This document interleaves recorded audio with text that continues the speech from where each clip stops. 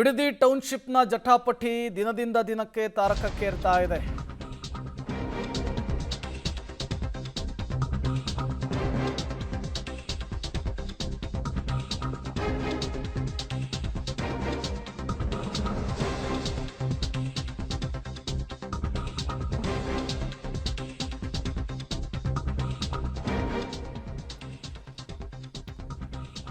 ಬಿಡದಿ ಟೌನ್ಶಿಪ್ನ ವಿಚಾರಕ್ಕೆ ಸಂಬಂಧಪಟ್ಟಂತೆ ರೈತರು ಸರ್ಕಾರದ ವಿರುದ್ಧ ಸಿಡಿದೆದ್ದಿದ್ದಾರೆ.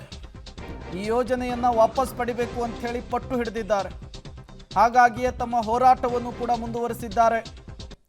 ಬಿಡದಿ ಟೌನ್ಶಿಪ್ ಯೋಜನೆಯನ್ನು ವಿರೋಧಿಸಿ ಸಾವಿರಾರು ಸಂಖ್ಯೆಯಲ್ಲಿ ರೈತರು ಸರ್ಕಾರದ ವಿರುದ್ಧ ಆಕ್ರೋಶವನ್ನು ಹೊರಹಾಕಿದ್ದು ಹೀಗೆ.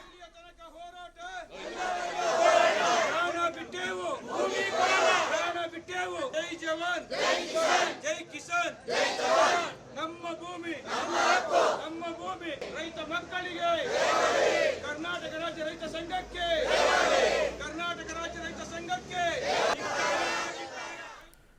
ಡೀಟೇಲ್ಸ್ ಅನ್ನು ಕೊಡೋದಕ್ಕೆ ವಿನಯ್ ನೇರ ಸಂಪರ್ಕದಲ್ಲಿ ಜಾಯಿನ್ ಆಗಿದ್ದಾರೆ. ವಿನಯ್, ಹೇಗೆ ನಡೀತಾ ಇದೆ ರೈತರ ಪ್ರತಿಭಟನೆ ಯೋಜನೆಗೆ ವಿರುದ್ಧವಾಗಿ? ಪ್ರೇಮ್, ಕ್ಷಣ ಕ್ಷಣಕ್ಕೂ ಕೂಡ ರೈತರ ಹೋರಾಟ ತೀವ್ರಗೊಳ್ತಾ ಇರುವಂಥದ್ದು. ಈಗಾಗಲೇ ಏನು ಇವತ್ತು 4 ಕಂದಾಯ ಗ್ರಾಮಗಳ ಅಂತಿಮ ಅಧಿಸೂಚನೆ ಹೊರಡಿಸಲಿಕ್ಕೆ ಸರ್ಕಾರ ಮುಂದಾಗಿದೆ. ಇದರ ವಿರುದ್ಧ ರೈತರ ಆಕ್ರೋಶ ಕೂಡ ಕಟ್ಟೆ ಹೊಡೆದಿದೆ. ಎಷ್ಟೇ ಬಲವಂತವಾಗಿ ಸರ್ಕಾರ ನಮ್ಮ ಭೂಮಿಯನ್ನ ಕಸಿದುಕೊಳ್ಳಕ್ಕೆ ಮುಂದಾದರೂ ಕೂಡ ನಾವು ಯಾವುದೇ ಕಾರಣಕ್ಕೂ ಯೋಜನೆಯನ್ನ ಬಿಡೋದಿಲ್ಲ ಅನ್ನೋ ಒಂದು ಒತ್ತಾಯವನ್ನ ಇಟ್ಕೊಂಡು ರೈತರು ಹೋರಾಟವನ್ನ ಮಾಡ್ತಿದ್ದಾರೆ. ಸದ್ಯ ಬಿಡದಿ ಆರೋಹಳ್ಳಿ ಮುಖ್ಯ ರಸ್ತೆಯನ್ನ ತಡೆದು ರೈತರು ಆಕ್ರೋಶವನ್ನು ವ್ಯಕ್ತಪಡಿಸಿದ್ದಾರೆ. ಇವತ್ತು ಕೂಡ ಪ್ರತಿಭಟನೆಯನ್ನ ಮುಂದುವರಿಸುವಂತ ಕೆಲಸವನ್ನು ಕೂಡ ರೈತರು ಮಾಡ್ತಿದ್ದಾರೆ. ಯಾಕಂದ್ರೆ ಈಗಾಗಲೇ JMC ಸರ್ವೆಗೆ ರೈತರು ತಡೆಯೊಡ್ಡಿ ನಾವು ಯಾವುದೇ ಕಾರಣಕ್ಕೂ ನಮ್ಮ ಭೂಮಿ ಕೊಡಲ್ಲ ಅನ್ನೋ ಒಂದು ಆಕ್ರೋಶವನ್ನ ವ್ಯಕ್ತಪಡಿಸಿದ್ರು.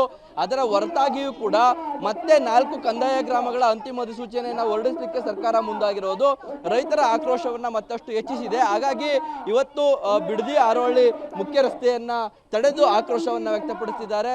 ರೈತರು ರಸ್ತೆಯನ್ನು ತಡೆದಿರುವಂತಹ ಹಿನ್ನೆಲೆಯಲ್ಲಿ ಸಾಕಷ್ಟು ಟ್ರಾಫಿಕ್ ಜಾಮ್ ಕೂಡ ಉಂಟಾಗಿದೆ. ದೃಶ್ಯಗಳಲ್ಲಿ ನೋಡ್ತಾ ಇದ್ದೀರಿ. ರೈತರ ಹೋರಾಟ ದಿನದಿಂದ ದಿನಕ್ಕೆ ಹೆಚ್ಚಾಗ್ತಾನೆ ಹೋಗ್ತಾ ಇದೆ.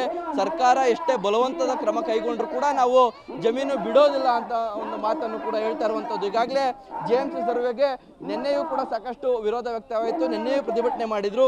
ಇವತ್ತು ಕೂಡ ರೈತರು ರಸ್ತೆಯಲ್ಲೇ ಒನಕೆಯನ್ನ ಹಿಡಿದುಕೊಂಡು ಪ್ರತಿಭಟನೆಯನ್ನ ಮಾಡ್ತಿದ್ದಾರೆ. ಯಾವುದೇ ಕಾರಣಕ್ಕೂ ನಾವು ನಮ್ಮ ಭೂಮಿಯನ್ನ ಬಿಡೋದಿಲ್ಲ, ಪ್ರಾಣ ಬಿಟ್ಟರು ಕೂಡ ಭೂಮಿ ಬಿಡೋದಿಲ್ಲ, ನಮ್ಮ ಹೋರಾಟ ಮುಂದುವರಿಯುತ್ತೆ ಅನ್ನೋದು ಕೂಡ ರೈತರ ಆಕ್ರೋಶವಾಗಿರುವಂತದ್ದು. ನಿರಂತರವಾಗಿ ಹೋರಾಟ ಮಾಡ್ತಿದ್ರಿ. ಇಷ್ಟಾದ್ರೂ ಕೂಡ ಸರ್ಕಾರ ಇವತ್ತು ಕೂಡ 4 ಗ್ರಾಮಗಳ ಅಂತಿಮ ಅಧಿಸೂಚನೆ ಪ್ರಕಟ ಮಾಡ್ಲಿಕ್ಕೆ ಹೊರಟಿದೆ. ಏನ್ ಹೇಳ್ತೀರಿ ಅಮ್ಮ? ನಾವಿವಾಗ ಬಾಲಕೃಷ್ಣ ಸರ್ಗೆ ಇಲ್ಲಿ ಇರೋರೆಲ್ಲ ರೈತರೆಲ್ಲ ಕುಮಾರಣ್ಣ ಅಲ್ಲಿ ಇಲ್ಲಿ ಇಂದ 2 ಬಸ್ ಕಳ್ಸವನೆ ಅಂತ ಹೇಳ್ತಾವನೆ. ನನ್ನ ಬೆಂಕಿಕ ಅವ್ನು ಇಲ್ಲಿ ಬಂದು ನೋಡ್ಬೇಕು ನಮ್ಮ ಮಹಿಳೆಯರನ್ನ.